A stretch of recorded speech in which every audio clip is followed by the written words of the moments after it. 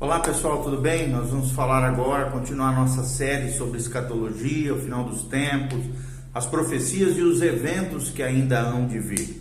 E desde já eu quero te convidar a dar um clique aqui, seguir o nosso canal. Também nós temos um link aqui abaixo com todas as nossas redes sociais.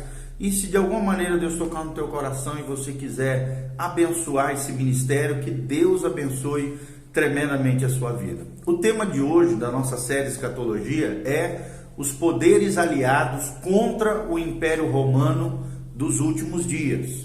E quando nós nos referimos aqui ao Império Romano, nós estamos falando do poder mundial que o Anticristo, ou do governo mundial do Anticristo, também conhecido como poder gentílico mundial, ou o Império Romano nos últimos dias, o Império Romano aqui reavivado, que é o quinto império que será destruído pela pedra lá de Daniel capítulo 2 e capítulo 7.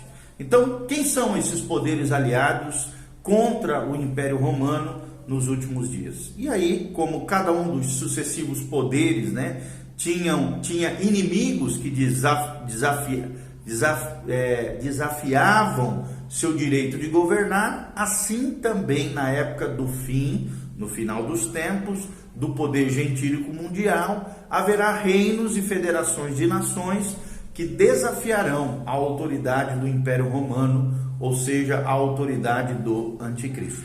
A primeira confederação que a Bíblia menciona é a Confederação do Norte, ou seja, o primeiro poder a levantar-se contra a autoridade da besta, aqui um sinônimo do Anticristo, e os seus exércitos, ou seja, o Império Romano ressurgido, é a grande confederação do norte. E essa confederação é referida lá em Ezequiel, capítulo 38, de 1 até o capítulo 39, versículo 25. Você pode conferir lá. Também Daniel 11:40 faz uma breve menção sobre essa confederação do norte. Joel também menciona no capítulo 2, de 1 a 27, e também no capítulo 2, 20, você pode conferir, além de Isaías capítulo 10, versículo 12, Isaías 30, de 31 a 33, e Isaías 31, 8 e 9, são menções escriturísticas, ou nosso apoio na palavra de Deus sobre essa confederação do norte. Nós vamos falar um pouquinho mais sobre quem é essa confederação do norte. E a principal passagem, sobre essa confederação se encontra aqui em Ezequiel capítulo 38, de 2 a 6. É o melhor trecho que define quem é essa confederação do norte. O problema aqui é identificar as duas palavras que surgem, que é Gog e Magog, junto com as nações aliadas, ou seja, o problema aqui é parcialmente explicado pela leitura da versão revisada, obviamente em língua inglesa, quando a Bíblia Sagrada diz que o Filho do Homem volve o teu rosto, contra Gog, da terra de Magog, príncipe de Ros, de Meseque e de Tubal. Então, com relação a quem é esse príncipe-chefe, ou o príncipe de Ros, a versão revisada menciona sobre isso, e Kelly, um grande teólogo, escatologista, na sua obra Notes on Ezekiel, ou As Anotações de Ezequiel,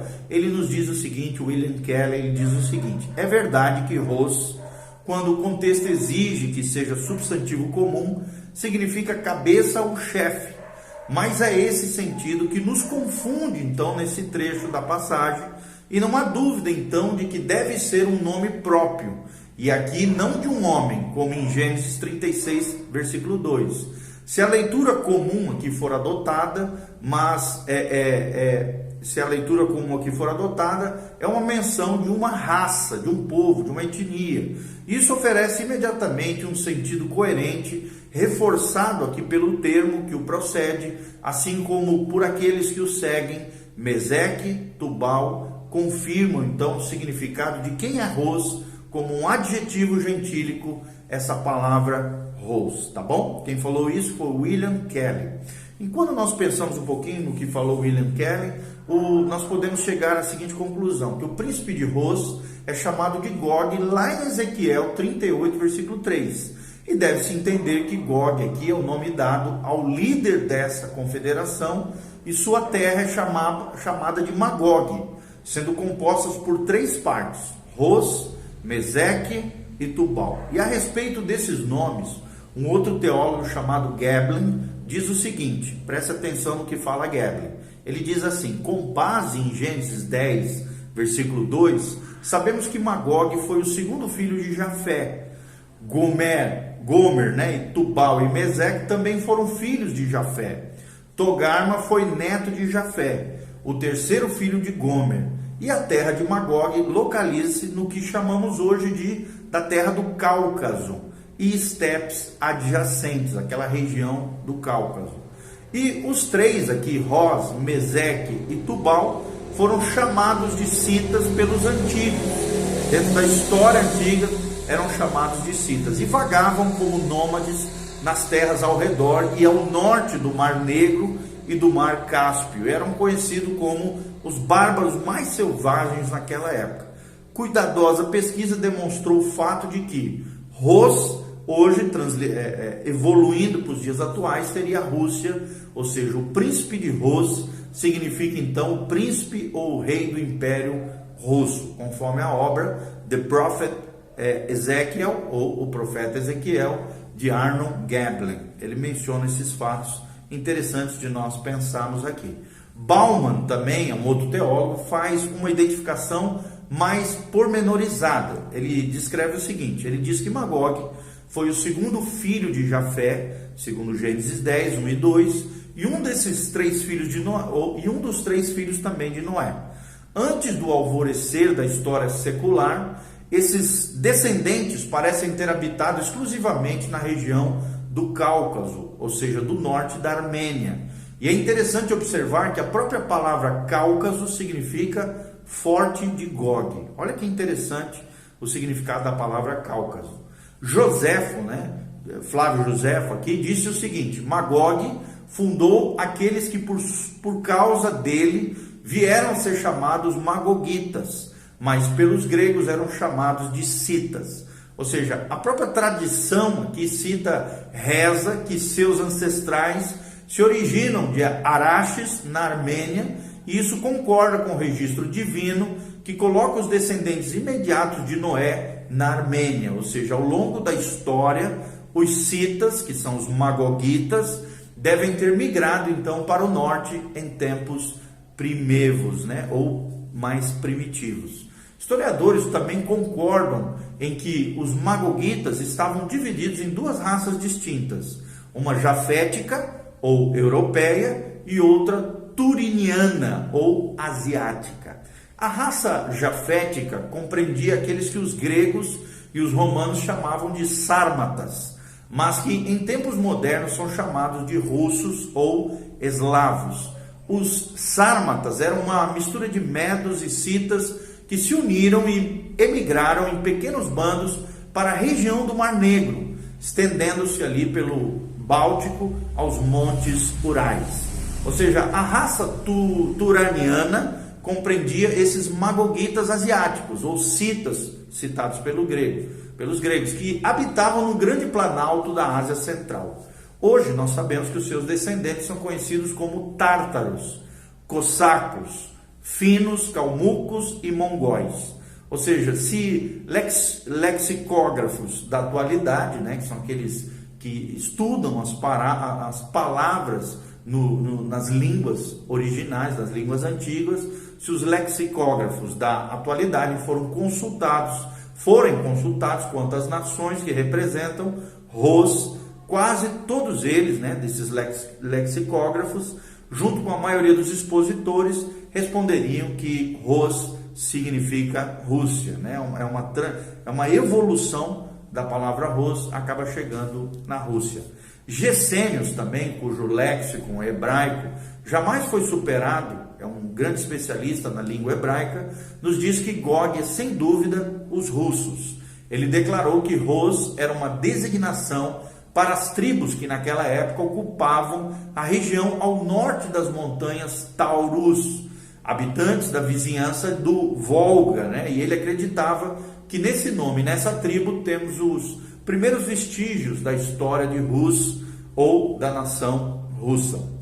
Genésio também identificou Mesec como Moscou, a capital da Rússia moderna na Europa. E ele identificou Tubal com Tobolsk, a primeira província da Rússia asiática a ser colonizada, e também o nome da cidade em que Pedro o Grande construiu o velho forte com base no padrão do Kremlin em Moscou. Moscou também indica Rússia, né? Indica Rússia aqui também. Por quê? Por que indica Rússia? Na Europa. E Tobolsk aqui indicaria, então, a Rússia na Ásia.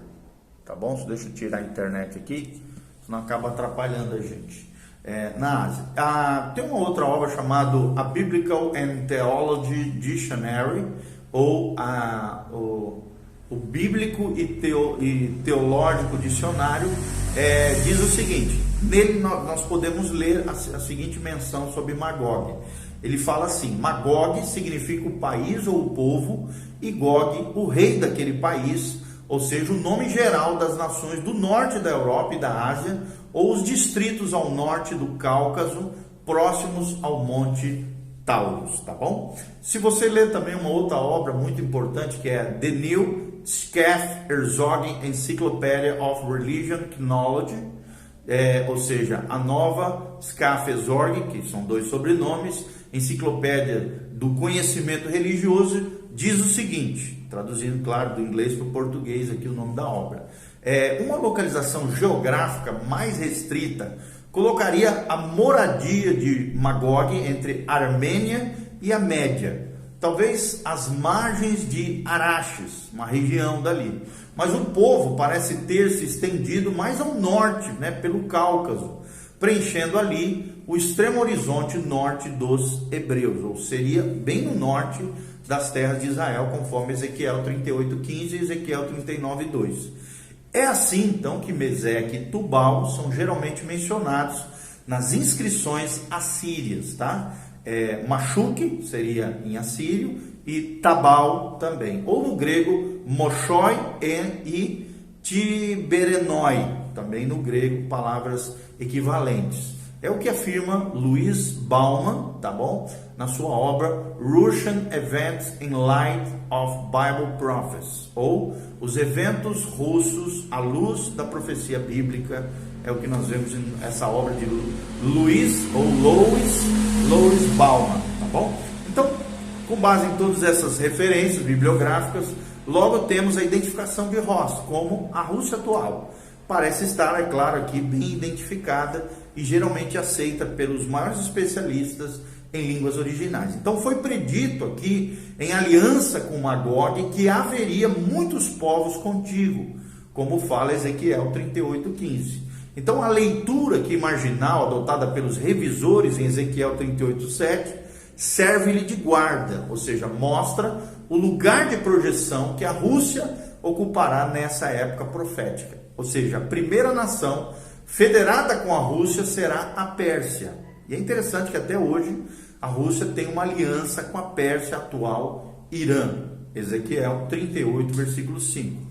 Isso se refere, é claro, como eu estou falando, ao antigo domínio da Pérsia, que hoje é conhecido como a nação do Irã, o grande inimigo de Israel hoje. Olha que interessante e como as profecias se entrelaçam. Ou seja, o segundo aliado aqui seria a terra da Etiópia, né? E esse nome é usado nas escrituras 9 vezes, de acordo com a concordância de Young, um especialista também erudito bíblico, em referência às áreas, obviamente, do norte da África, e 11 vezes em referência à terra de Cush, região da Arábia.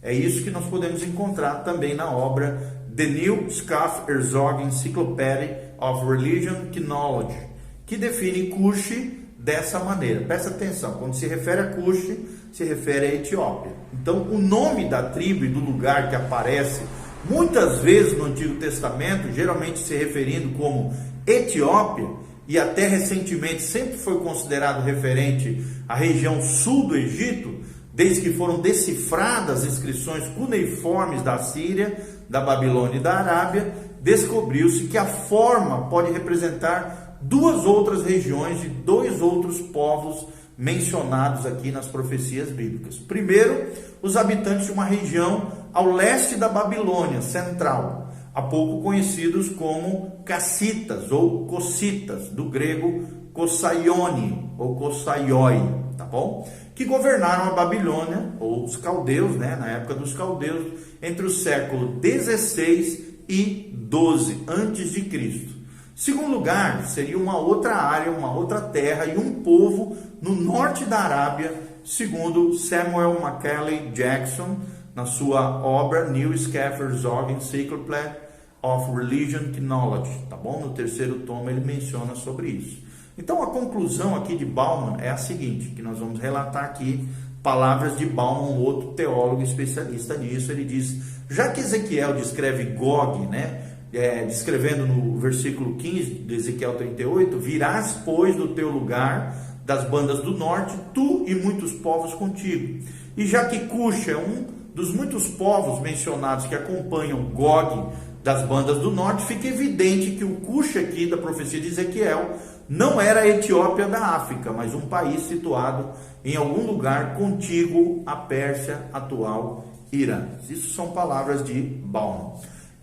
O terceiro aliado, né, de Rosa ou da Rússia, além da Pérsia, seria, e aqui também uma referência, como nós falamos, de Cush, seria a Líbia ou Put, né? O termo antigo seria Put e o termo atual seria a Líbia. Então, embora isso seja identificado geralmente com a Líbia como nação lá no norte da África, Bauman observa os seguintes critérios com relação aos povos antigos e etnias antigas. Ele diz assim, se a Líbia da África é o que se tem em mente aqui, então para aliar-se às forças de Gog, o exército da Líbia teria de marchar diretamente pelas terras onde as forças hostis a Gog estariam reunidas, ou seja, um exército poderoso e inumerável, ou seja, o exército teria de marchar para o leste pelo Egito, pela Arábia e pela Palestina até chegar à terra de Gog.